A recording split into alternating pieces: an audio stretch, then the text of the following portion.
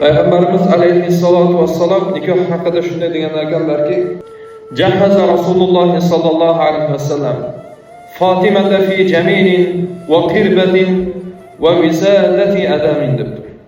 Rasululloh sallallohu alayhi vasallam Fatima roziyallohu anhoni turmushga berayotganda quyidagicha jihozladilar dedi. Ya'ni jihozladilar degani Payg'ambar alayhissalatu vassalam qiz chiqaryaptilarmi? Albatta qizlariga qo'shib biron narsalarni beryaptilar. Bir parcha mato, bir charm idish qirba va bir teri yostiq, uning ichiga izhir o'simligining tolasi tiqilgan edi deb Imom Ahmad rivoyat qilyaptilar. Qarang, payg'ambarday zot o'zlarining qizlariga bir parcha mato bersa, o'simliklar solingan bitta yostiq bersa, payg'ambarday zot. Endi hozir biz qizimizni chiqaradigan bo'lsak, nechta sarpo qilyapmiz? 10 ta kelinni o'ziga sarpo deydi.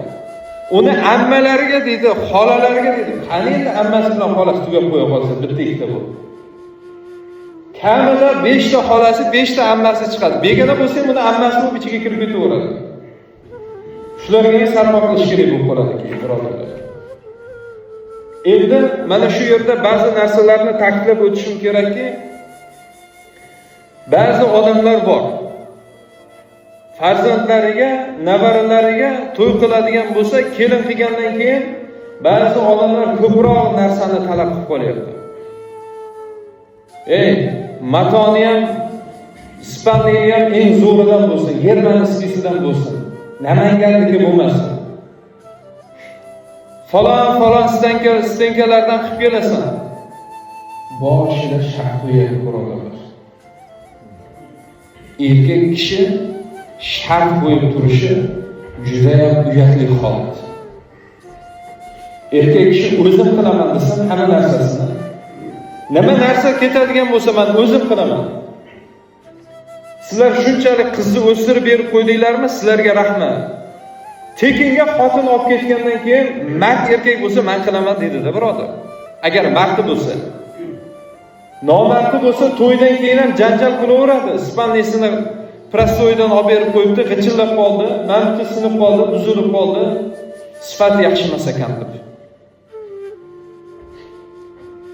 Birodarlar, hozir mana shunaqa zamon bo'lib qolyaptiki, mana yigitlarimiz qizlardan, kelinlardan narsani talab qilib olishyapti. U talab qilgan narsasini kelin tomon olib kelib qo'yapti-da, to'ydan keyin kelinning tili bir qarich bo'lib qolyapti. Nimaga bir qarich bo'lib qolyapti?